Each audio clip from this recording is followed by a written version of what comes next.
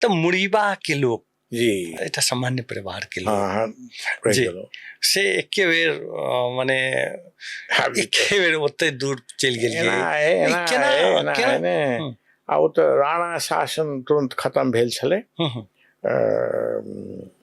तो ओ स्कूल तखन खुजऽ लगले हमरा सब 5-7 वर्षक रही तो स्कूल सब खुजऽ लगले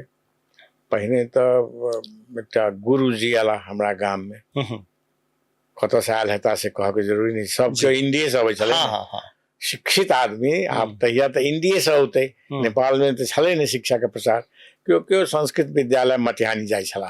ततबा टा वो ब्राह्मण जाति के लोग आन जाति नहीं जाय छले हमरा सब दिस ब्राह्मण जाति के घरे नहीं छे बेसी तो के पढ़ल के नहीं पढ़ल के हम सब नहीं बुझी छलिए छले नहीं क्यों तो तखन जे से अनुमति जखन देव लगले आप कहियो अखन का भाषा में नेपाल सरकार तो तखन ओइठाम विद्यालय गांव के बगल में धबौली गांव में खुजले नहीं तो पहले तो गुरुजी ने पढ़लो हमरा सब जी जी पहले तो भूमि पर भेले ना वो गुरुजी के नाम स्मरण हुए नाम उनका क्यों नहीं जाने अच्छा सब गुरुजी आप एठाम माइक्रोफोन सब होन बात केना बाजी ओ ताई काल में पढ़ल लिखल लोग में कायस्थ जाति के नाम बेसी छलिए सोच मास्टरी काज करे वाला कायस्थ जाति के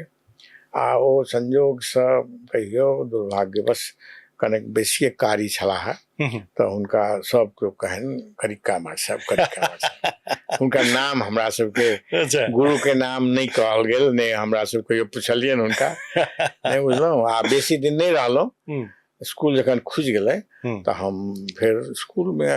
पहिल व्यक्ति छल हमरा गाम के जे पढ़ गेल